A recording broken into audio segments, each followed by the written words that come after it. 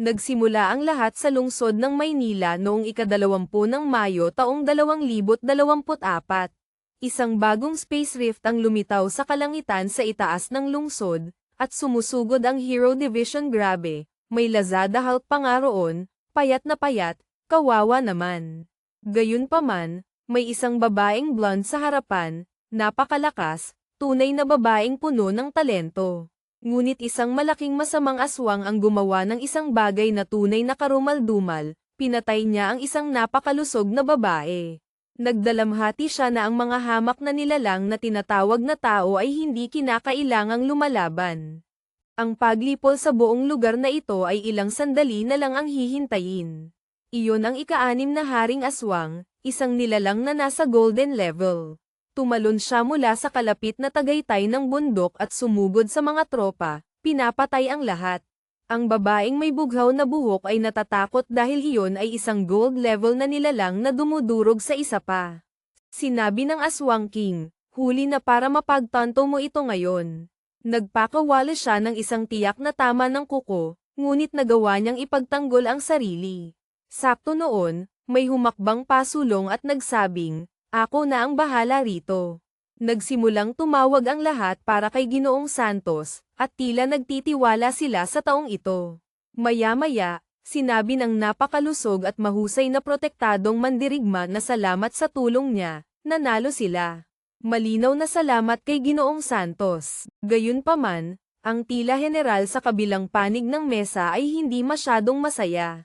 Sigurado siya na sa takbo ng mga pangyayari, magiging imposible na ipagtanggol ang Maynila.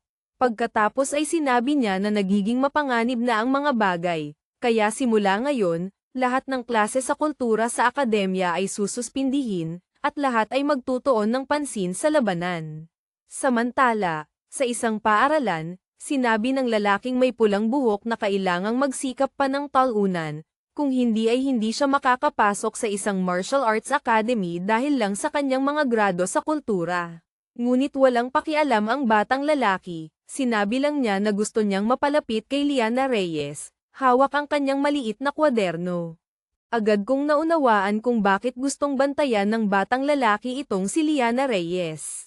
Aba, nagniningning ang kanyang mga mata, sinasabing malapit na ang graduation at gusto niyang malaman kung pupunta ba si Jose sa Martial Arts Academy. Sa likod ng kwaderno ay ang ating bida, na sa tingin ko ay dapat na ang protagonista. Tama, pare, sa magulong buhok na iyon, mukhang mainitan ang ulo, at may mga 15 kilo na kalamnan habang nasa high school pa lang siya dapat ang astig. Ang problema ay hindi masyadong mayaman ang kanyang pamilya, at hindi siya kailanman nagkaroon ng pera para makabili ng mga supplements, kaya wala siyang maayos na pangangatawan o anumang espesyal na kakayahan. Kaya naman nag-aalangan siyang mag-enroll sa isang martial arts academy. Ang ikinaiinis niya ay galing siya sa ibang mundo, pare. Dapat mayroon siyang kahit maliit na system o kung anuman. Samantala, iniimbitahan siya ni Liana sa akademya, may paraan daw siya para direktang madala siya doon. Biglang lumitaw ang isang maliit na system window. Sumigaw siya, at sinabihan siya ni Liana na hinaan ang boses. Ang maliit na system ni Jose ay may mga kakayahan ng tamer, na, alam mo ba, pare, hinahayaan siyang gumawa ng mga kontrata sa mga halimaw at paamuin sila. Bukod pa riyan, maaaring mag-evolve ang mga nilalang ng higit pa sa kanilang natural na limitasyon, at tutulungan siya ng system na mahanap sila. Ngunit kailangan niyang maghanda para sa isang pagsalakay ng ibang mga lahi na malapit nang mangyari. Akala ko may kinalaman si Liana sa system, pero hindi pala, lumalapit lang siya para tanungin kung okay lang siya dahil pinagpapawisan siya ng husto. Hinawakan niya ang kamay nito, sinabing oo, habang galit ang lahat sa paligid, sinasabing alisin niya ang maruruming kamay sa balat ng Diyosa. Sabi na agad ng kalbong lalaki na tuturuan niya ito ng leksyon nang sinabihan ng susunod na astig ang lahat na umupo. Pare, iyon ba ang teacher? Grabe, sa klaseng iyon, lahat ay nakikinig. Pumasok siya at sinabing may magandang balita siya para sa lahat. Mula ngayon, lahat ng taong may superpowers ay exempted na sa mga klase sa kultura at magtutuon na lamang sa labanan. Sa madaling salita, kung may kapangyarihan kang marsyal, ma'am, Hindi mo na kailangang malaman kung ano ang isadagdag 1, pasado ka na sa taon. Nagdiriwang na ang mga human calculator dahil siguradong makakapasok na sila sa isang martial arts school. At pagkatapos ay sinabi ng teacher na sino mang nagising ang kakayahan ay kailangan lang pumunta sa kanyang opisina para magparehistro. Si Munting Jose ay hindi pa rin sigurado, kakagising lang ng system, at paano kung mapahamak siya ng husto. Nakapaglakad ka na ba sa mga lansangan? Sinabi niya na 17 taon na siya sa mundong ito, at sa lugar na ito, noong 1906, biglang nagsimulang lumitaw ang mga portal sa langit. Pare, ang bersyon mo ng 1906 na ay may mga gusali at lahat na, medyo advanced, ha? Congrats! Ang galing ng sangkatauhan dito. Dahil doon, nagsimulang umulan ng mga halimaw, at may isa pa nga sa ibabaw ng isang galamay, sobrang delikado. Nagsimulang pumatay ng lahat ang nilalang, at sa hindi malamang dahilan, ang lalaking ito ay mas mukhang emoji kaysa tao, hawak ang kanyang patay na anak na babae. Sa loob ng 3 matinding buwan, ginamit ng hukbo ang lahat ng mayroon sila at nagawang patayin ang mga unang halimaw. At para maiwasan ang paglitaw ng marami pa, nagsimulang magpadala ang gobyerno ng mga suicide mission sa mga portal na iyon. Ang natagpuan nila sa kabilang panig ay mga lupaing tila walang katapusan. Dahil doon, nagsama-sama ang mga puwersang militar ng mundo upang lumikha ng mga base sa loob ng mga lugar na iyon. Iyon ang simula ng isang bagong panahon para sa sangkatauhan. Noong ika-6 ng Marso taong 1907, isa pang rift ang lumitaw. Noong ika-7 ng Mayo, isa pang rift ang lumitaw. Pagkatapos ay ang ika-4, ika-5, ika-6, at nagpatuloy ito. Ngayon, ang mga rift na ito ay kumalat na sa buong mundo at kumukonekta sa iba't ibang lahi ng halimaw. Kaya pinangalanan ng mga siyentipiko ang mga lugar na ito na Battlefield of the Myriad Races. Ang myriad ay nangangahulugang napakarami. Nudge gets mo ba? Basta sandamakma. Kasabay nito, pinalakas ng presensya ng mga nilalang sa Earth ang planeta, at nagsimulang lumitaw ang mga bagong kakayahan sa mga tao. Habang tumitindi ang mga labanan, lalong nawalan ng silbi ang mga regular na armas, at naging mahalaga ang mga bagong nagising na kapangyarihan. At kaya ang laban kontra sa mga lahi ay nagpapatuloy hanggang ngayon. Gayunpaman, ang sitwasyon sa Maynila ay nagiging mas mapanganib kaysa dati. Mabuti na lang at na-activate ng lalaki ang system, kahit papaano ngayon ay magkakaroon na siya ng lakas para protektahan ang kanyang pamilya. At ngayon, nakapagpasya na siya, ang unang hakbang ay ang pagpunta sa isang martial arts academy. Ang problema ay mayroon lamang siyang 2,000 piso na naipon at hindi alam kung makakaligtas siya.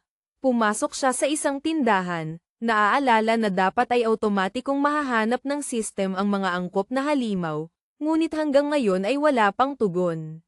Sinabi niya sa babae na isa siyang tamer at nagtanong kung mayroon siyang mga nilalang na available. Agad niyang ipinakita sa kanya ang isang itim na pusa, isang karaniwang halimaw ngunit may dugong pas ang sigbin. Ang nilalang na iyon ay maaaring mag-evolve hanggang sa silver level, kaya nagkakahalaga ito ng 36,000 piso. Kung gusto niya, mayroon din siyang maliit na aso na may 4 na tainga na nagkakahalaga ng 33,000 piso. Habang patuloy siyang tumitingin sa paligid, pataas lang ng pataas ang mga presyo. Nang lumingon siya para tanungin kung may nagustuhan siya, nawala na ito. Naglalakad siya pauwi, iniisip kung bakit sobrang mahal at kainahinala ang lahat. Dahil lang ba may dugo ng halimaw ang ilan sa mga ito kaya kailangang ganito kamahal? Pagkatapos ay umuwi siya at bumati sa lahat, at sakto sa sandaling iyon, lumitaw ang system window na nagsasabing paamuin niya ang isang maliit na pagong. Nahanap niya itong medyo kakaiba dahil alam niyang ang nag-iisang pagong sa paligid ay ang alaga ng kanyang tatay. Lumapit siya sa aquarium at nakita itong baluktot, mukhang isang may sakit na bagay na nakabaligtad. Paano makakatulong sa kanya sa martial arts ang isang ganoong nilalang? Ngunit walang ibang pagpipilian at dahil walang-wala sa pera, nagpasya na lang siya, sige na nga, pare. Pinindot ang tummy button. Napapalibutan ng maliit na gininto ang enerhiya ang pagong at pagkatapos ay napaamo. Ang lahat ng katangian nito ay nasa isa, maliban sa depensa, na nasa 3. Pare, kahit papaano mayroon itong kakayahang turtle defense. Gayunpaman, sinabi rin nito na may mga katangian ito ng isang sagradong pawikan at maaaring mag-evolve ng walang katapusan, na sa kalaunan ay magiging may kakayahang pumatay ng isang Diyos. Medyo nalilito siya roon, ngunit binubuhat na niya ito, sinasabing, ito mismo ang gusto ko. Sakto noon, lumitaw si Maria, ang kanyang nakababatang kapatid, na sinasabihan siyang ibaba ang maliit na pagong at tigilan na ang pakikialam kay pagong. Ngunit bago pa siya makagawa ng anuman, tumalon si pagong mula sa kanyang mga kamay at sumisid sa bag ng pagkain ng alaga. Sinabihan niya itong huwag maging matako, habang gustong malaman ni Maria kung bakit ito sobrang gutom ngayon. Sigurado na si Jose na dapat itong may kaugnayan sa system at sa katotohanang maaari na itong mag-evolve ngayon. Makalipas ang kalahating oras, dumating sina nanay at tatay at sa ngalan ng Diyos, magkapareho ba sila ng pangalan? Mama Linda at Papa Leo. Okay, baka hindi ganoon kapareho. Pumasok sila na mukhang mga tulala dahil tumatakbo si Maria na may hawak na pagkain sa kanyang mga braso, desperada, habang si Pagong, ang maliit na Pagong, ay humahabol sa kanya, nakalabas ang dila, gutom na gutom. Gustong malaman ng mga magulang kung kailan pa tumakbo ng ganoon ang Pagong na iyon, at sinabi ni Jose na ipapaliwanag niya. Naging magulo ang buong bahay, at alam ni Jose na pinapahirapan niya ang buhay ng kanyang pamilya, na malinaw na hindi madali sa simula pa lang. Tatawagin kong Pagong ang alagang ito dahil, magpakatotoo tayo, pare, mahirap subaybayan ang mga pangalan. Nandoon siya na nalulungkot nang biglang sumabog ang isang malaking aura mula sa nilalang. Pare, sakto noon, sigurado siyang iyon na ang natutulog na lahi na gumigising sa loob nito. Kinabukasan, nagkomento siya na kumakain ng parang baliw si Pagong, ngunit mula noong pag-usbong ng lahing iyon, wala nang ibang nangyari. Bumalik siya sa parehong tindahan at sinubukang ialok ang Pagong. Tama, pare. Tutal, kinakain na ng maliit na demonyong iyon ang lahat. Narinig ng isang lalaki sa malapit ang tungkol sa isang exotic beast. Ang lalaki ang boss at sinabihan ang babae, yung tindera kanina, na tumabi, siya na ang bahala. Tinawag agad niya ang bata, si Jose, para kausapin at tinanong tungkol sa kalidad ng exotic beast. Hindi ko masyadong naintindihan, naamoy ba ng lalaki ang isang bagay at nalaman agad kung exotic ang halimaw o hindi. Medyo nalilito ako dito, pero agad niyang napagtanto na mahalaga ito at tinanong kung magkano ang gusto ng bata para dito. Si Jose ay gustong ibenta ito sa halagang 100 piso sakto, halos hindi sapat para pambayad sa kinain ng nilalang. Nag-alok ang lalaki ng 1,000 piso, at si Jose ay napasigaw sa gulat sa presyo. Pero ininterpret ng lalaki ang sigaw na parang na-offend si Jose sa mababang tawad. Kaya humingi ng paumanhin ang lalaki at sinabing, sa totoo lang, sa ganoong kagandang kalidad, mag-aalok siya ng hindi bababa sa 10,000 piso. Si Jose ay napasigaw ng mas malakas pa, at tinaasan pa ng lalaki sa 15,000 piso, sinasabing iyon na ang pinakamataas na kaya niyang ibigay. Nagulat ang ating bida, wala siyang ideya na ganoon pala kamahal si Pagong. Hirap siyang itago ang kanyang ngiti at tinanggap ang deal. Nasa maliit na tasa ba yung halimaw o ano? Medyo nalilito pa rin ako kung nasaan talaga ang halimaw. Pero naglalakad na siya sa kalsada, at sabi ng lalaki na kung mayroon siyang magandang bagay ulit, dalhin niya lang pabalik. Pare, hindi ko talaga akalain na maibebenta niya ito. Akala ko may plot twist na parang konektado ang halimaw mo. Binigyan ko ng pangalang Pagong ang nilalang tapos naibenta 10 minuto lang ang lumipas. Ano ba yan, pare? Walang kwenta pala pangalan ko. Tapos, nakatanggap ang ating bida ng tawag mula sa teacher na nagsasabing lumabas na ang ilang resulta sa akademya. Naging curious siya, pero mukhang napuputol ang signal. Sakto noon, lumitaw ang system at sinabing may 3 masasamang tao na papalapit, nasa 10 metro ang layo, at dapat siyang mag-ingat. Paglingon niya, nakita niyang papalapit na nga ang mga lalaki. Sinabihan na agad ng ulo ng deodorant, ang bata na ibigay ang lahat kundi mabubugbog siya. Mapagkumbabang si Jose ay tinawag silang kuya, at sinabing wala siyang dala. Pare, Nandoon lang siya para magbenta, hindi para bumili ng kahit ano. Oo, at sinabi mong may pera ka, payaso ka. Pero galit siya sa sarili. Kung mandirigma lang siya, hindi siya matatakot sa mga ito. Pare, natroll ako ng translator kasi hawak pa pala ni Jose si Pagong. Kaya nagbago ang lahat. Hindi mo pala siya naibenta. Salamat naman at binigyan ko ng pangalan ang nilalang, ngayon may saysay na. At agad niyang pinaikot at itinira si Pagong sa ulo ng kalbo. Pare, pero nagawa ng lalaking harangin gamit ang kanyang mace. Kasabay noon, napasigaw siya dahil tinuhad siya ni Jose mismo sa itlog. Pare, tumawag ang mga lalaki sa kanilang boss habang tumatakbo na ang ating bida. Tinatanong kung okay lang si Pagong. Susubukan na sana siyang bugbugin, pero mukhang kalmado ang bata habang hawak si Pagong. Lumingon siya at nagpakawala ng isang shell uppercut. Kasabay noon, umiwas siya sa sumunod na lalaki at pinalo ang batok nito. Oo, si Pagong din ay nataman ng diretso sa suntok sa gulong iyon. Hindi tumitigil ang ating bida. Hinawakan niya ang kamay at inihampas sa mukha ng isa pang lalaki.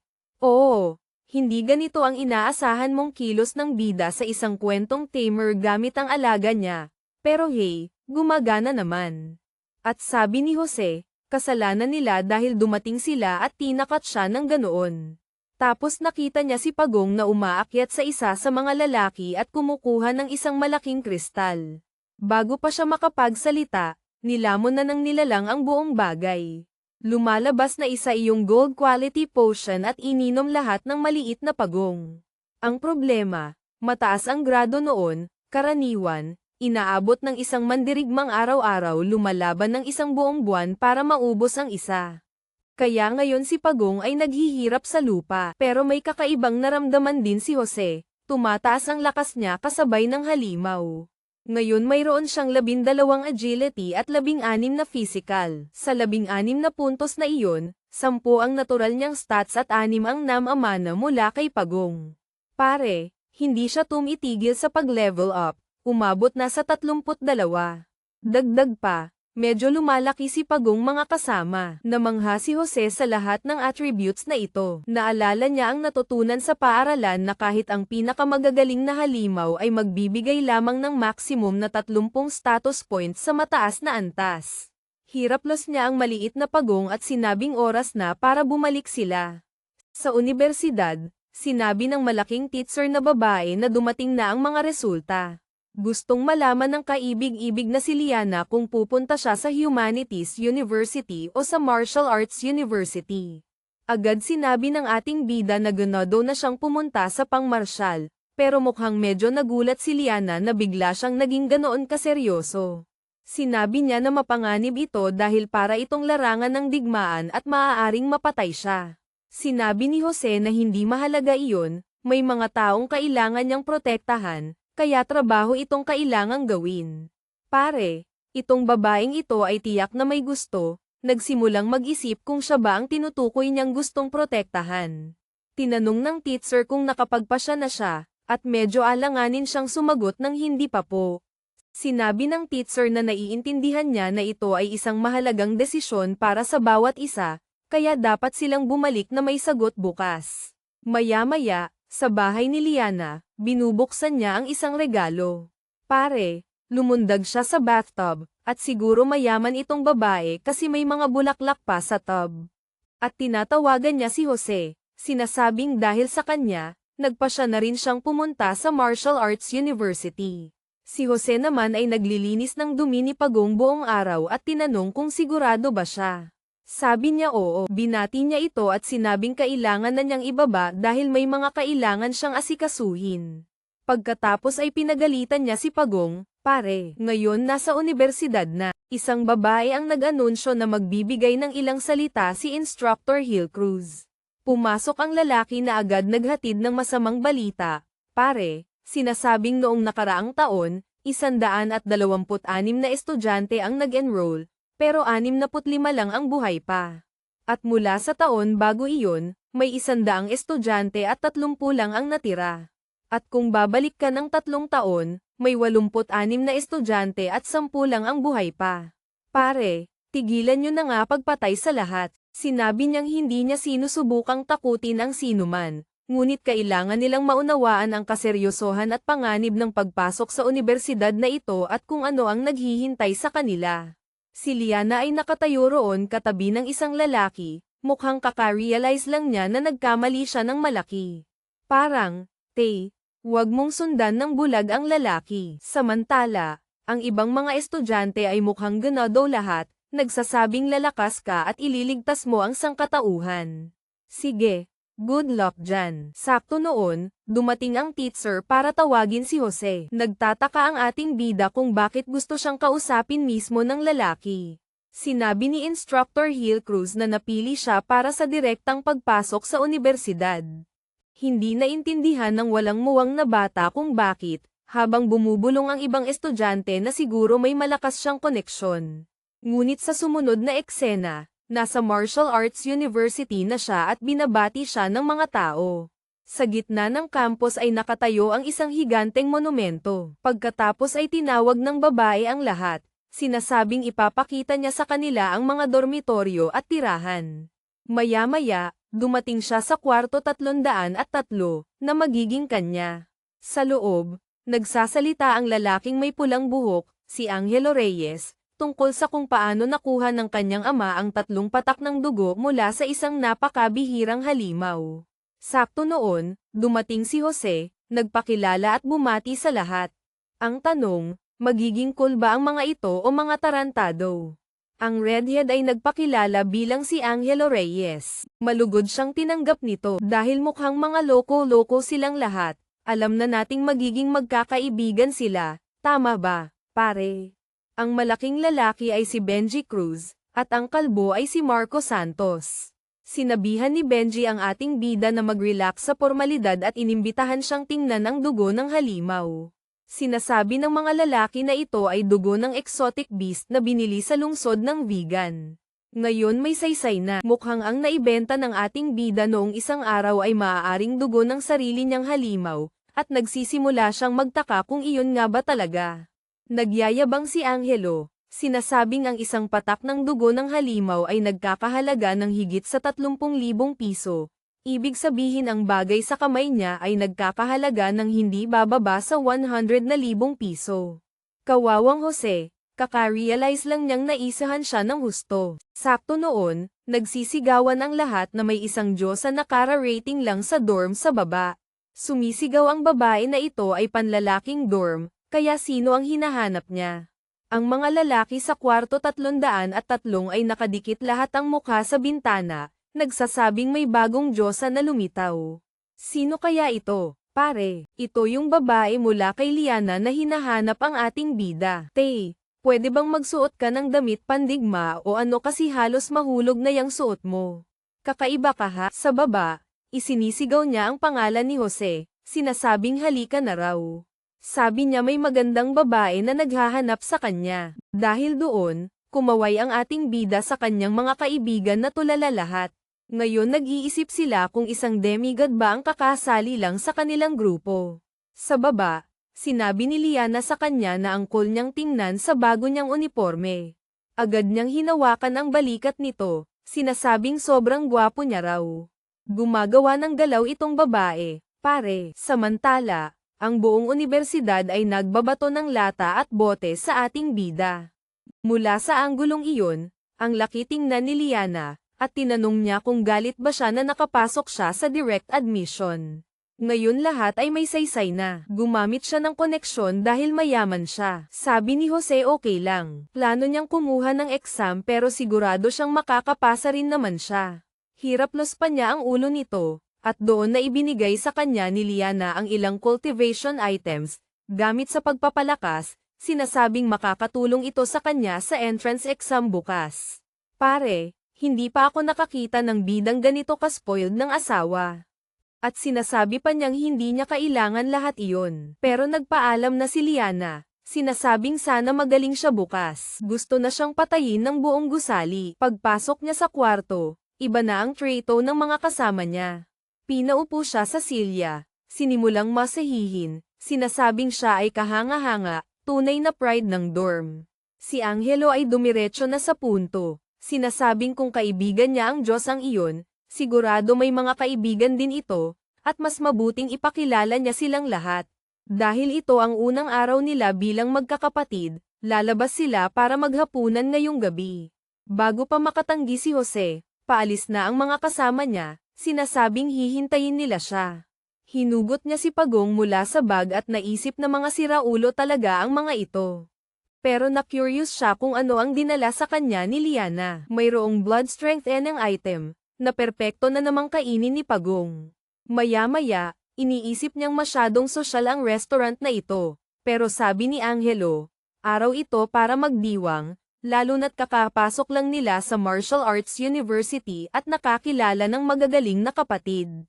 Ipinaliwanag ng ating bida na dati siyang kaklase ni Liana kaya magkaibigan sila. Pero ngayon kailangan niya ng tulong ni Angelo sa isang bagay. Gusto niyang malaman para saan, at doon ipinakita ni Jose ang isang kumpol ng dugo ng exotic beast. Saan galing iyon? Sabi niya kailangan niya ng tulong para maibenta ito. Sigurado si Angelo na mas mataas ang ranggo nito kaysa sa hawak niya. Humanga ang lalaki, sinasabing hindi lang ito bihirang uri, kundi marami pa.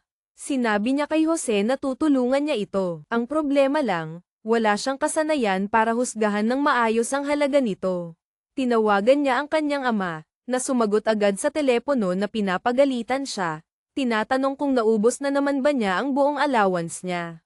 Pero sinubukan niyang ipaliwanag na hindi ganoon, sangkot siya sa seryosong bagay ngayon. Ang kaibigan niya ay may 7 patak ng napakabihirang dugo ng halimaw at gustong ibenta, pero kailangan niya ng tulong ng ama para ma-appraise ito.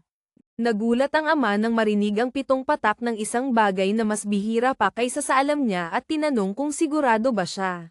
Nang makumpirma ng bata, agad na humingi ng address ang ama. Pare, 1 oras lang ang lumipas, dumating ang ama kasama ang isang matandang lalaki para sa pagsusuri, na nagsabing sa isang sulyap pa lang, sigurado na siyang ito ay isang napakapinong dugo ng halimaw.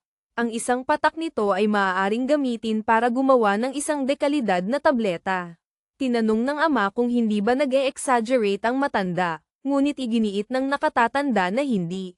Gamit niya ang pinakamahusay na instrumento at may karanasan siya, malaki ang halaga nito. Pinuri ni Angelo ang ating bida, sinabing hindi niya inaasahan na naglalakad pala ito na may dalang kayamanan. Ngayon gusto nang malaman ng matanda kung magkano ang gusto niya para dito. Sinabi ni Jose na alam niyang wala itong takdang presyo at ang kailangan lang talaga niya ay mga tableta at elixir para lumakas. Sinabi ng ama ni Angelo, si G. Reyes, na dahil kaibigan siya ng anak niya, hindi niya ito lolokohin. Kukunin niya ang 7 patak at kapalit nito ay bibigyan siya ng 14 na bote ng isang malakas na key enhancer, pampalakas ng enerhiya, ki. Dagdag pa, kung gusto ni Jose, maaari pa siyang sumali sa pamilyang Reyes at sa hinaharap, maaari silang mag-supply ng mas maraming resources para sa kanyang cultivation, pagsasanay, pagpapalakas, kung kailangan. Ngunit si Jose ay hindi natinag, tumanggi lang siya, sinabing okay na siya at hindi interesadong sumali sa anumang grupo. Pinilit pa rin siya ng ama ni Angelo, G. Reyes, nang biglang may sumigaw sa kwarto na ayaw niya raw. Si Liana pala, suot ang damit na mas maganda pa kaysa sa huli niyang suot, sinasabing hindi siya sasali sa kahit anong ibang pamilya. Tinanong pa ng napakalakas na dilag kung hindi ba nila siya narinig ng maayos. Nagtaka ang lahat sa kwarto, hindi sigurado kung ano ang ginagawa niya roon. Pagkatapos ay may binulong ang matandang kasama ni G. Reyes sa kanya isang bagay na hindi natin narinig, pero bigla na lang pinagpawisan ng malamig si G. Reyes. Sa isang iglap, nagbago ang tono niya at sinabing hindi lang pagkakaunawaan ang lahat, magkaibigan lang naman daw si Jose at ang anak niya. Gayunpaman, hindi pinansin ni Liana si G. Reyes at dumiretso sa ating bida, tinatanong kung gusto niyang sabay na silang bumalik sa eskwelahan. Sabi lang ni Jose, sige, at sa susunod na sandali, hinihila na siya nito paalis habang kumakawi siya sa mga kasama.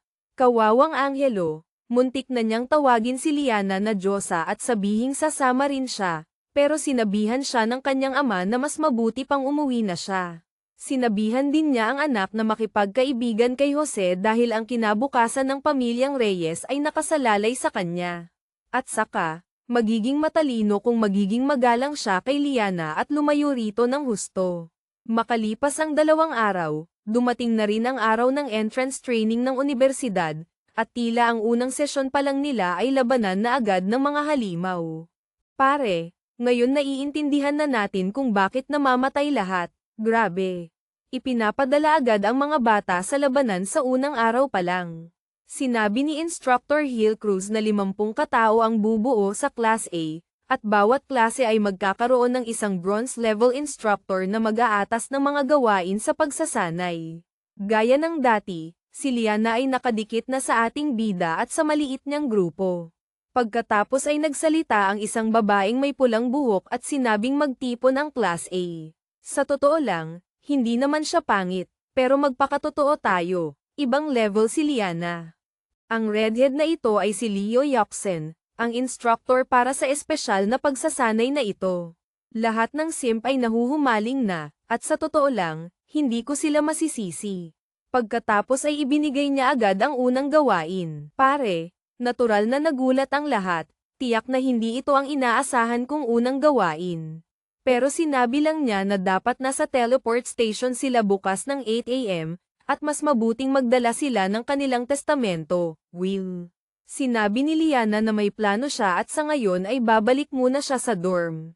Nagpaalam siya at sinabing mag-uusap sila bukas. Pagbalik sa dorm, sinabi ng mga kasama niya na dahil walang gagawin, dapat magsaya sila. Pero sabi ni Jose, abala siya ngayon, sila na lang ang umalis. Pagkatapos ay tinapak-tapik ni Angelo si Pagong, sinasabing kakaiba ang pagong niyang ito, ang tigas-tigas daw ng shell. Hindi masyadong sumagot ang ating bida, kaya nagpaalam na ang mga kaibigan niya. Pagkaalis nila, naglabas siya ng ilang elixir para aipakin kay Pagong. Dahil doon, patuloy na tumaas ang ranggo ng kanyang alaga, kasabay nito, Nagel level up din siya. Na-unlock pa niya ang isang bagong skill, Heavy Strike, malakas na tama. Nangangailangan ito ng enerhiya para makapagpakawala ng mas malakas na tama. Sa totoo lang, walang masyadong kakaiba. Pero ang mahalaga, habang Nagel level up si Pagong, mas maraming stats itong nakukuha, at mas maraming stats ang namamana ng ating bida. Excited na siyang makita kung ano ang magiging performance niya sa battlefield. Dumating ang kinabukasan, at isang pulutong ang nagtipon sa harap ng mga portal. Na-activate ang mga una, at pumasok na ang grupo ng protagonista. Sinabihan ni Liana si Jose na mag-ingat, napakadelikado raw ng lugar na ito. Pero sinabi niya ritong huwag mag-alala, sigurado siyang magiging maayos ang lahat. At dahil doon, humakbang sila sa portal. Sa kabilang panig, natagpuan nila ang kanilang sarili sa isang malaking base militar. Lahat ay nakangiti hanggang sa may sumigaw na tumahimik sila. Sinalubong ni Leo Yoxen si Commander Lito at sinabing, lahat dito ay mga baguhan. Nagpakilala ang lalaki bilang commander ng Base F-269 at sinabing wala siyang pakialam kung estudyante ka, instructor, o kara rating lang sa lugar na ito, lahat ay susunod sa kanyang mga utos. Medyo mayabang si Angelo. Sinasabing akala mo kung sino itong lalaki. Pero sinabi ni Jose na huwag magbiro, may malaking peklat sa mukha ang lalaking ito at malamang maraming karanasan sa labanan. Pagkatapos ay nakuha nila ang kanilang unang misyon, pumunta sa battlefield at linisin ang lahat. Pare, sabihin mong mukhang hindi napapansin ng mga estudyanteng ito, pero ang dahilan kung bakit namamatay lahat sa eskwelahan ay sobrang halata. Ipinaliwanag ng commander na kailangan nilang pumatay ng mga shadow cat para makakuha ng merit points. Magagamit ang mga puntos na ito sa tindahan ng universidad para lalo pang lumakas. Mukhang ganado ang lahat sa ideyang ito ng pag-farm at pag-level up. Umalis si Leo Yoxen, sinasabing laging masayang makita ang mga kabataang sabik sa aksyon. Lahat ay ganado, pati si Jose, pero may masama siyang kutob na malapit ng magbago. Papunta sa combat zone, nagsimula silang makadaan sa mga taong putol ang mga paa, walang mata, at iba pa. At mukhang ang pinakamasaklap ay lahat sila nasugatan ng mga shadow cat, na di umano'y pinakamahihinang nilalang. Oo, Medyo hardcore ang mundong ito, ha? Nakaset sa maximum difficulty ang lugar na ito. Pare, sinabihan ni Yaksen ang lahat na tumahimik at sumunod sa kanya. Pagkatapos ay lumingon si Liana sa mga lalaki at sinabing gusto niyang nasa tabi niya lang si Jose, nakadikit sa kanya, dahil walang pwedeng mangyari dito. Isang lalaking nakatayo sa itaas ng gate ang nag-anunsyo na nakapatay sila ng 35 nilalang ngayon at susunod na sila sa utos ng kapitan. Iniutos niyang buksan ang mga gate, at sinabihan ni Yaksen ang lahat na maghanda. Si Lito mismo ang mangguna sa kanila, na isang napakabihirang pagkakataon. Ang universidad na ito ay nagsisimula ng magmukhang isang military draft para sa mga frontline. Sa labas, gulo na agad may mga lobo, mga tangke na nagpapaputok, at isang ganap na labanan. Isa sa mga lalaki ang lumingon para batiin si Lito, pero sinabi ng kapitan na laktawan na ang formalidad at sumunod na lang sa isang squad na kasalukuyang nagsasanay. Ipinaliwanag ni Yaksen na nasa Zone F-269 sila at papasok sila sa isang lugar kung saan nalinis na ang lahat. Ang misyon nila ay kunin ang mga Beast Core mula sa mga nilalang na napatay na. Tinanong niya kung handa na sila, at sumigaw silang lahat, "Handa na kami, Kapitan." May nagbiro pa nga na walang mapanganib sa paglilinis ng battlefield, na malinaw na nangangahulugang napakadelikado nito at kalahati sa kanila ang mamamatay. Nagpapasalamat si Yaksen kay Lito sa kanyang presensya, ha? Maliwanag na interesado siya sa kapitan. Sinusubukang umakyat sa ranggo sa ibang paraan, sabihin na nating. Samantala, sa kabisera ng bansa, sa sentral na kuta, isang lalaki sa isang kwarto ang tumatanggap ng balita na hindi mabilang na mga nilalang ang nagsisimulang sumalakay sa mga frontline. At tila 12 gold-ranked Shadowcat ang sama-sama sa puwersa ng mga halimaw. Sinabi ng lalaki na naiintindihan niya at sinabihan silang alertuhan ang lahat ng base para maghanda sa depensa. Samantala, pabalik sa F-269, dumarating na ang grupo sa lugar kung saan patay na ang lahat ng halimaw. Nangongolekta ng lahat sina Jose at Liana habang binibigyan siya nito ng maliit na aral, ipinapaliwanag na ang mga bahagi ng halimaw ay maaaring gamitin para gumawa ng lahat ng uri ng elixir. Masaya niyang iniimbak ang mga ito sa kanyang imbentaryo, alam na perpekto itong ipakin kay Pagong mamaya. Pagkatapos, biglang lumitaw ang isang extreme danger warning, 164 na Shadowcat ang papalapit. Agad siyang tumalon sa gulat, at tinanong ni Liana kung ano ang problema. Tumakbo siya sa instructor at sinabing nasa panganib sila, isang malaking grupo ng mga pusa ang papunta na. Pero tumingin si Yaksen sa paligid at walang makita, kaya sinigawan siya na ito ay isang seryosong battlefield, hindi lugar para magbiro. Iginigiit niya, sinasabing maaaring lumitaw ang mga nilalang anumang oras. Tinanong ni Lito kung siya ba yung batang si Jose. Sinabi niya ritong kaya niyang maramdaman ang mga nilalang hanggang 2 kilometro ang layo, at wala siyang nararamdaman. Nananatiling mapilit ang ating bida, sinasabing daan-daang pusa ang darating. Tinanong ni Lito kung sinusubukan niyang sabihin na mas malakas ang kanyang kakayahan sa detection kaysa sa kanya. Gaya ng dati, si Yaksen, na sumisipsip para umangat sa ranggo, ay nagsasabing walang sino man ang may mas mahusay na detection kaysa kay Lito. Mabuti na lang at nagtitiwala si Liana sa ating bida at sinabing sigurado siyang hindi ito magsisinungaling tungkol sa isang bagay na tulad nito. Nakiusap si Jose sa kanila na maniwala, isa siyang beast tamer, at isa sa kanyang mga talento ay ang kakayahang makaramdam ng krisis. Dahil pumasok siya sa pamamagitan ng rekomendasyon, hindi nakarehistro ang kanyang mga kasanayan, ngunit nangangako siyang mapagkakatiwalaan siya. Sakto noon, nagbago ang ekspresyon ng lahat. Nakakita sila ng isang grupo ng mga sundalong tumatakbo papalapit sa kanila, sumisigaw na bumuo ng depensibong porma sayon ang lahat. Sumigaw sila na may hukbo na darating at kailangang tumakbo pabalik sa base ang lahat. Si Lito, na malinaw na wala sa sarili, ay iniisip na kaya niyang pigilan ang lahat ng halimaw mag-isa. Ngunit nagsalita si Yaksen, sinasabi ang totoo, kailangan nilang umatras kundi mamamatay lahat. Iniutos niya sa isa pang lalaki na protektahan ang mga estudyante habang siya at ilan pa ay bibili ng oras para sa kanila. Sakto noon, lumitaw ang unang level 1 na Shadow Cat. Sa likod nito, 12-12 na pa, at nagsimula na ang labanan. Pero pare, yung isang lalaki, hindi tumagal ng isang segundo. Nadurog siya, at least mas malakas si Leo at tumulong na hawakan ang linya ng depensa. Ang problema, ilan sa mga pusa ang nakalusot at dumiretso sa mga estudyante. Nasabi ko na ito dati, pero ngayon mas halata pa kaysa dati. Ito mismo ang dahilan kung bakit namamatay lahat sa universidad na ito. Nasa likod sila ng isang harang, pero sigurado akong hindi ito sapat.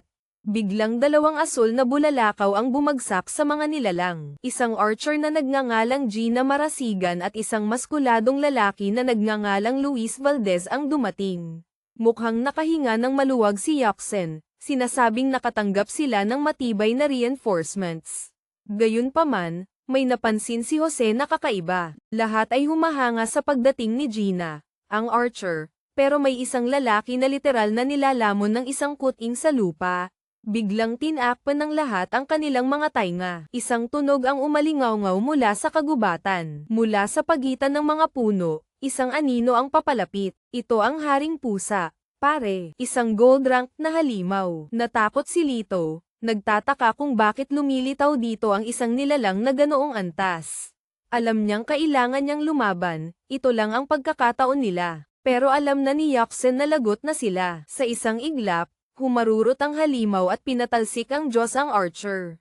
Desperadong nagsimulang magpaputok ang lahat, ngunit sumulong muli ang halimaw, ngayon diretso kay Lito. At pagkatapos, may tumama dito, isang malinis na tama mismo sa pisngi. Si Pagong pala, na nasummon. Nalito ang lahat, pero si Angelo, syempre, nakilala ito agad. Humakbang pasulong si Jose, napagtanto kung gaano kakaiba ang pagdating ni Pagong, at pagkatapos ay nagpakilala bilang isang beast tamer at sinabing si Pagong ay kanyang nilalang. Ang plano, pigilan ng lahat ang ibang mga nilalang habang sinusubukan niyang tapusin ang hari. Naging emosyonal si Liana nang makita ang maliit na alaga ng ating bida na kumikilos, at pare, kumpiyansa ang ating bida. Ipinadala niya si Pagong diretso sa front lines ng mag-isa. Hindi inaasahan ni Lito na may ganoong kalakas na alaga ang bata. Nagbigay ng utos si Yaksen na samantalahin ng lahat ang distraksyon at linisin ang ibang mga halimaw. Pagkatapos ay tulungan ang bata. Ang problema, mabilis na napinid si Pagong sa lupa. Ngunit ang hindi inaasahan ni Lito ay, pare, hindi lang ito basta Pagong. Sumugod ang hari para sa isang malinis na atake sa shell, pero naputulan lang siya ng kuko. Sumubsob siya sa lupa, hindi makapaniwala. Natigilan si Lito, walang normal na halimaw ang dapat makatiis ng ganoong tama. Ngunit sa gitna ng kaguluhan, nakakita siya ng pagkakataon na tamaan ang kahinaan ng halimaw. Tumalon siya sa halimaw, alam niyang ang kahinaan nito ay ang tiyan. Habang na-distract ang nilalang kay Pagong, nagpakawala siya ng isang malinis na tama sa likod nito. Umungol sa sakit ang halimaw, ngunit mabilis siyang pinatalsik muli palayo sa buong lugar. Ganado pa rin ang lalaki. Tumayo siya at sumugod ulit. Samantala, sinabi ni Jose kay Pagong na oras na para sa finishing move. Hindi sigurado ang mga tao kung ano ang ibig niyang sabihin, pero base sa bilis ng kilos niya, alam mo na kung ano ang susunod. Tama. Sinipa niya ang Pagong sa gitnang gitna, diretso sa tadyang ng haring pusa. Natulala si Lito, nataman niya ang eksaktong kahinaan ng halimaw. Sinubukang tumayo muli ng hari, ngunit nanginginig na parang pansit ang mga binti nito. Nagsimulang magdiwang at mag-relax ang lahat dahil sa wakas, patay na ang haring daga, haring pusa. At si Liana, pare, sumugod siya para sa isang nakamamatay na atake ng yakap sa kanyang mahal. Mapanganib na galaw. Namangha ang lahat, pinupuri siya, sinasabing kahanga-hanga raw. May nagsabi pa nga na gusto nila ng ganoong Pagong. Ngunit na-distract si Jose. Hindi niya napansin na kinuha ni Pagong ang gintong kristal ng hari. Bago pa siya makapagsalita, nilamon na ito ng maliit na alaga, at biglang nagbago ang kalangitan. Pabalik sa base ng operasyon, na-detect nila ang isang napakalaking bagong bugso ng mga nilalang na papalapit. Sinabi ng lalaking nakasot na kamatis, si Juan, sa general na kailangan nilang magpadala agad ng reinforcement sa rehiyong iyon. Mayroon silang hindi hihigit sa 20 minuto, kundi mamamatay lahat ng nandoon. Nataranta ang general, kung mawala ang frontline na iyon, maaaring bumagsak ang buong lungsod. Pagkatapos, sa kalangitan, isang mata ang lumitaw, sinasabing hanggal ang lahi ng tao. Bumaba ito sa bangkay ng hari at idineklara na mapaparusahan sila sa pagpatay sa kanyang anak. Ang katawan ng halimaw ay natupok, at lahat ay natigilan sa pagkalito. Muli, nakatanggap si Jose ng isang warning window ng matinding panganib, at pagkatapos ay lumitaw ang nilalang, isang pinaghalong pusa, tigre, kambing, at dragon. Oo, nasa bagay na ito ang lahat, pare. Isa itong gold rank na halimaw na may berserker abilities. Nagsisubsob sa lupa ang mga tao, umiiyak na gusto nang umuwi. Sabi nila hindi na nila kayang lumaban. Ngunit si Lito ay sabik na madiskubre na. Oo, hindi siya ang bida rito, dahil, Bogs. Tinamaan siya sa dibdib at tumilapon na parang tanga. Susugurin na sana siya ng halimaw para tapusin, ngunit tumalon si Pagong sa harap at hinarang ang suntok. Well, hindi naman naharang ng matagal dahil tinamaan ito ng malakas sa likod at nabasag ang shell nito, pare. At si Jose ay nakatanggap din ng pinsala. Lumalabas na oo. Kapag namamana mo ang stats ng iyong alaga, konektado kayo, at maaaring hindi iyon palaging maganda. Nalito ang mga instructor, pero nahulaan ni Lito na malamang dahil ito sa kanyang talento bilang beast tamer. Pagkatapos ay ipinaliwanag ng system na hinati ang pinsala sa dalawa para pareho silang mabuhay. Kaya kalahating tama para kay Jose, kalahati para kay Pagong, at walang namatay. Lumapit ng maayos ang Profesora, si Yoxen, para tulungan ang ating bida, na halos nakahiga na sa isang marangyang unan. Galawang Jose iyon, ha? Laging nananalo kahit saan. Swerteng pang. Pagkatapos ay iniutos ni Yoxen sa lahat na umatake at bumili ng oras para kay Jose. Gayunpaman, tumawa lang ang hari at sinabing mga langgam lang sila. Sumugod pa rin ang grupo, ngunit napagtanto ni Yoxen na mabilis itong magiging delikado. Nakulusot ang nilalang sa kanya at papunta na diretso kina Liana at Jose. Ngunit pagkatapos ay isang pagsabog ang naganap. Nalito si Yoxen habang si Jose ay nakaupo lang doon, hindi gumagalaw ang mukha kahit isang pulgada. At si Liana, pare, sobrang lapit niya, nakangiti na parang baliw. Hindi nagseselos, hindi talaga. Lumalabas na yung gintong kristal na kinain ni Pagong ay tuluyan ng naabsorb, at nag-level up ito sa bronze tier. Maliit pa rin siya, pero ngayon may malaking aura na lumalabas sa kanya. Nagulat ang lahat sa ebolusyon ng alaga. Tumayo si Jose na kalmado, tapos na sa kanyang sandali sa unan. Pagkatapos ay iniutos niya kay Pagong na sumugod. Mula lang sa aura ng Pagong, tumalsik ang hari sa ere. Nalito ang lahat, paanong nagagawa iyon ng alaga ng isang baguhang tamer sa isang gold tier na hari. Nagawang makatayo ng halimaw, kinaladkad ang sarili sa lupa, at umungol, sinasabing ngayon, lahat dito ay mamamatay. Inactivate nito ang Berserker mode at kasabay nito ay nagsimulang mag-spawn ng maraming pusa mula sa loob ng katawan nito. Ngunit hinahawakan ni Pagong ang frontline. Ang problema, oo. Pero yung maliliit na kuting ay nakalusot sa ilalim ng mga binti niya at nagsimulang pumatay ng mga tao mula sa likuran. Hanggang sa biglang umungol si Pagong, isang gininto ang ungol na umalingaw-ngaw sa buong lugar. Isa itong magnetic ability, kakayahang pang-akit, hinihila ang lahat ng kalapit na nilalang papunta sa bibig niya.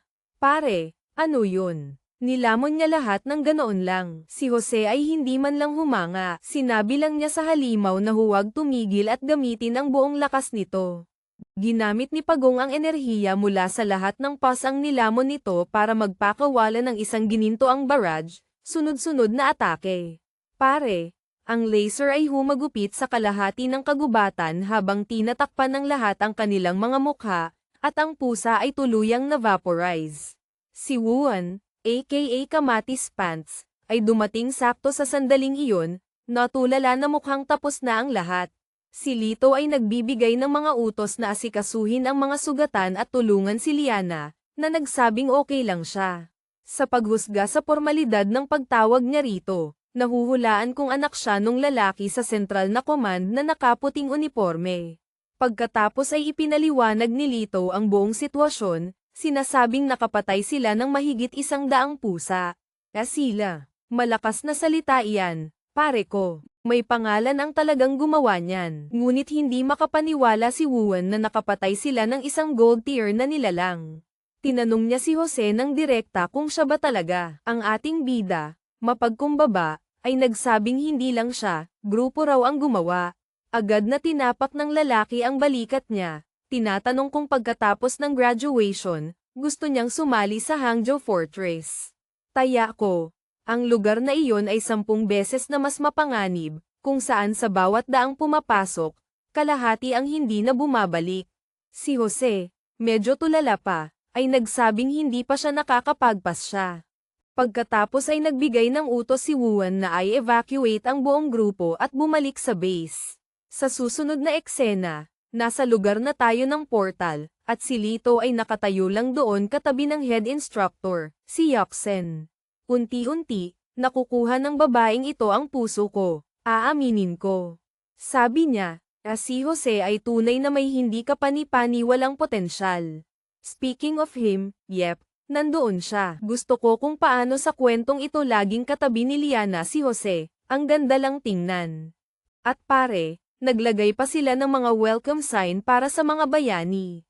Imbes na maghawak ng mga karatula, bakit hindi kayo lumabas doon at tumulong, mga tamad na punk? Tingnan mo ito, pare, nagdadala pa sila ng mga bulaklak habang ang kawawang lalaki ay paika-ika na pumapasok gamit ang saklay na may isang paa. At gaya ng dati, lahat ay pinupuri si Jose. Pagbalik sa dorm, sabi ng mga lalaki na ang lambot ng kama ngayong gabi dahil alam nilang lahat na base sa kanilang partisipasyon sa laban ngayon, makakatanggap sila ng mga merito at karangalan. At syempre, lahat sila ay fans na ngayon ni Pagong, na mahimbing na natutulog sa sahig, nangangarap na humalik sa isang pagunggeta.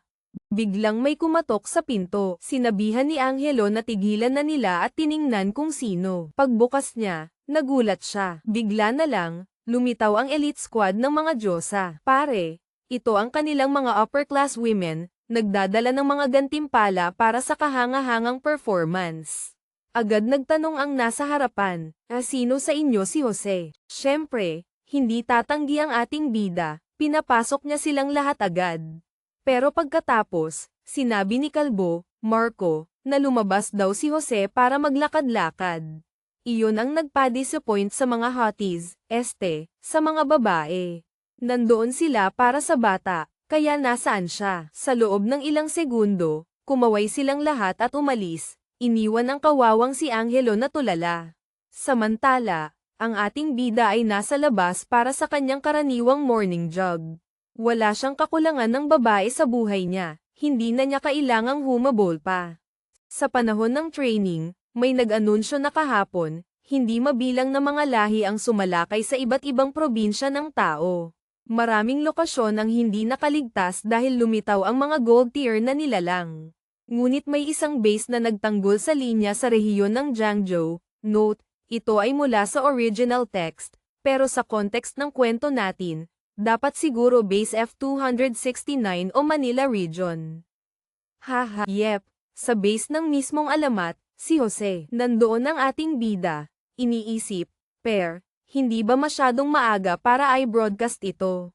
Lahat ay nagdiriwang na, sinasabing isang karangalan na magkaroon ng isang first year na estudyante na tulad niya.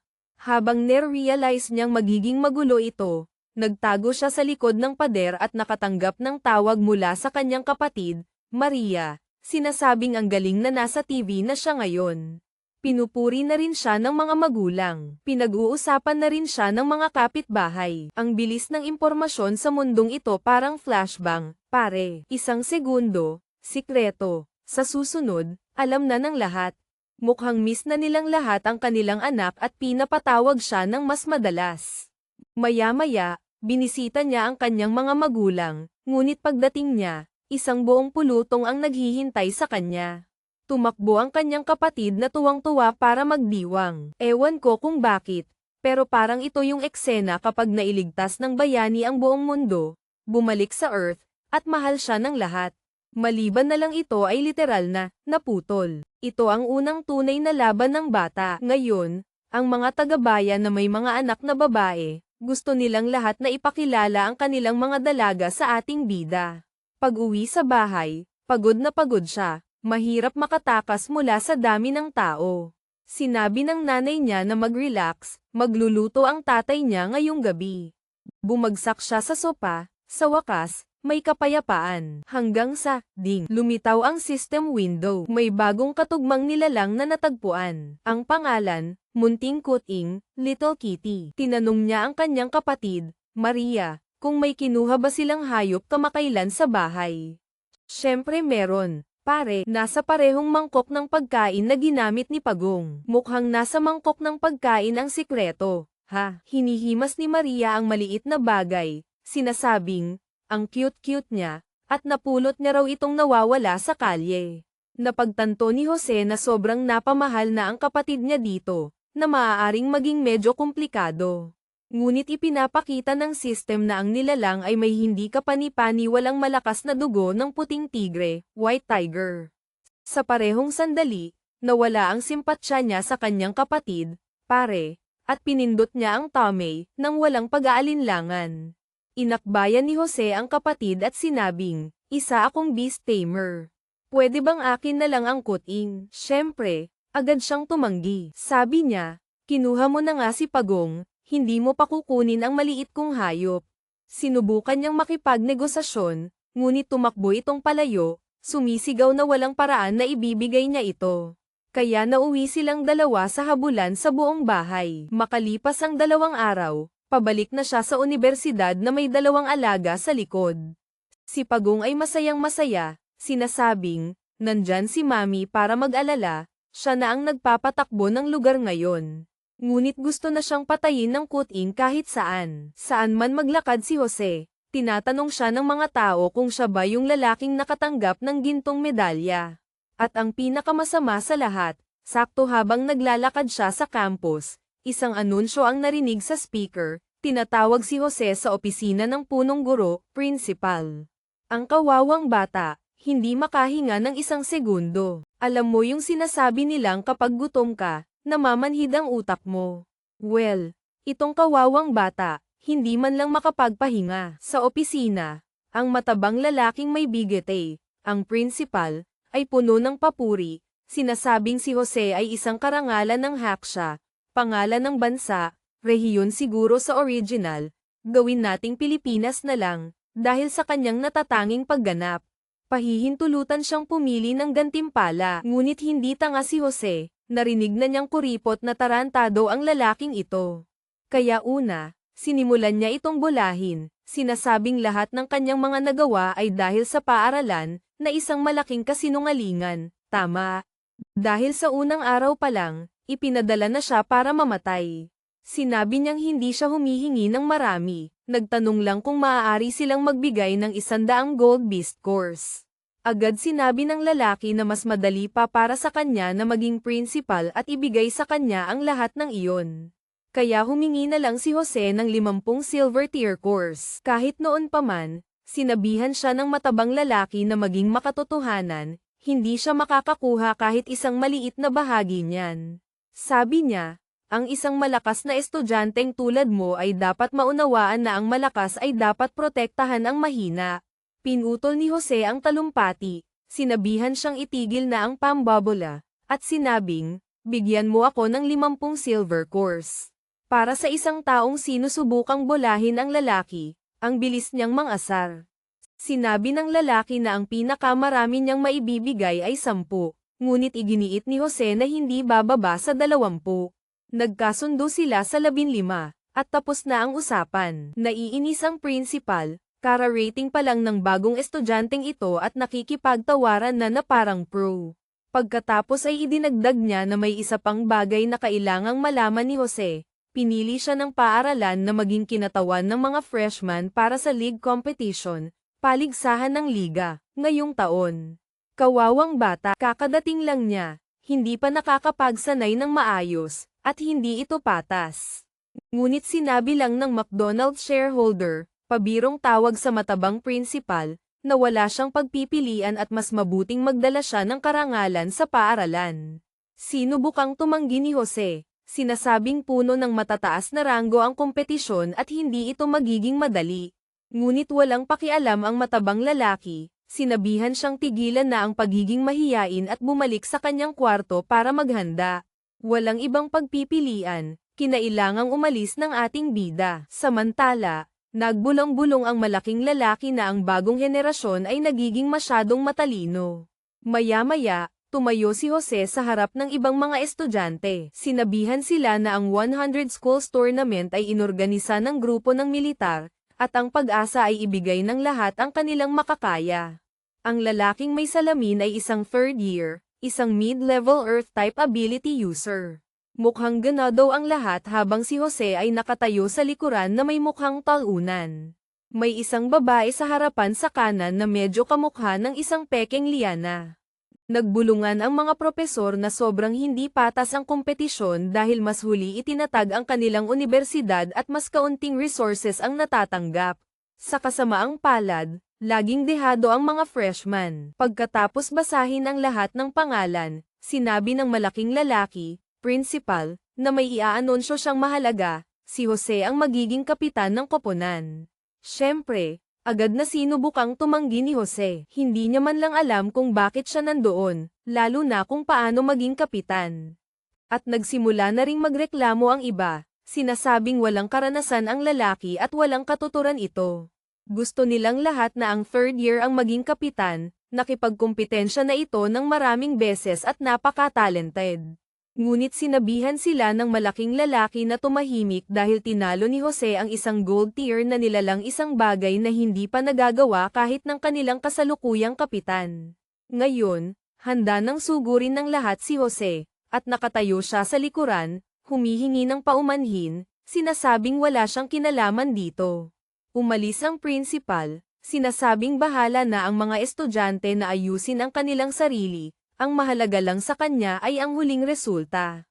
Samantala, tumatakbo na palayo si Jose. Walang paraan na makikisali siya sa mga baliw na ito. Naisip ng iba na kung tumatakas siyang parang duwag, malamang nandaya siya para talunin ang gold rank na halimaw. Mamaya sa kanyang dorm, nagdala siya ng masarap na pagkain para sa kanyang dalawang alaga. Paghagis niya ng isang bagay, nagsimulang mag-away ang dalawang alaga. Kawawang pagong. Galit na, ninanakaw ng kuting ang lahat ng elixir. Ngayon kailangan nating pangalanan ng kuting, tama ba, pare? Hindi pwedeng tawagin itong ang pusa, magpakailanman. Natatandaan niyo ba yung kwento ng Apocalypse, yung may lalaking may kapangyarihan ng void? Mayroon siyang puting pusa na nagngangalang kanin, Rice. Kaya oo, bigyan natin ito ng parehong pangalan. Pare, kanin na, at nagsisimula ng medyo malungkot ang ating bida tungkol sa pag-i-invest ng napakaraming resources kay Pagong. Iyon ay dahil masyado siyang nag-evolve pagkatapos ma-absorb yung gintong core, at ngayon, gaano man karami ang gamitin niya, hindi nagal level up ang lintik na bagay. Ngunit walang mas mahusay na pagpipilian, sinimulan niyang ibuhos ang lahat ng nakuha niya mula sa principal dito. Sa wakas, pagkatapos kumonsumo ng tontoneladang elixir, nagsimula siyang kumikinang ng ginto, na nangangahulugang isa pang ebolusyon ang paparating. Ngunit sa unibersidad, naramdaman ng lahat ang isang kakaibang lamig mula sa pagyanig. At ngayon, si Pagong ay umangat na sa mid-bronze tier. Pati ang sariling level ni Jose ay tumaas kasabay nito. At pare, mayroon na siyang 568 physical, na nakakabaliw isipin dahil kahit yung gold rank na hari ay wala niyan. Nag-evolve din ang kuting, kanin, bagaman medyo mahina pa rin siya. Ang agility ang pinakamataas niyang stat, nasa 80. Ngunit para kay Jose, perpekto ang lahat. 2 ebolusyon sa isang araw, sobrang ganda nyon. Dahil parehong nagkamit ng maraming attributes ang mga alaga, marami rin siyang namana. Ngayon, ang natitira na lang ay pumunta sa kompetisyon ng unibersidad at ipakita kung ano ang kaya niya. Inanunsyo ang listahan ng lahat ng kalahok, at lumipat ang eksena sa silid-aklatan ng unibersidad.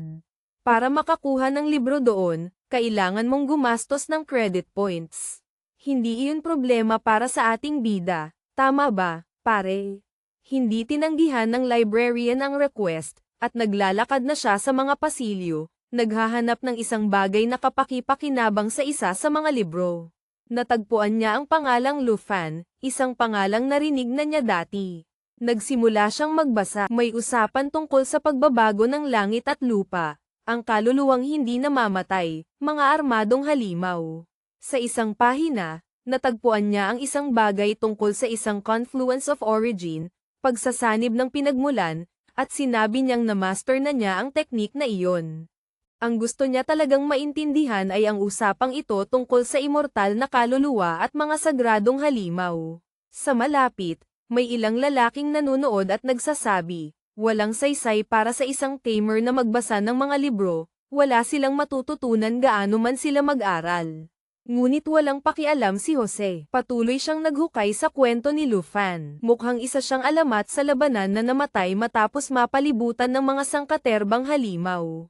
Biglang umilo ng ginto ang buong libro, at agad na pumunta si Jose sa front desk, sinasabing kukunin niya ang librong iyon.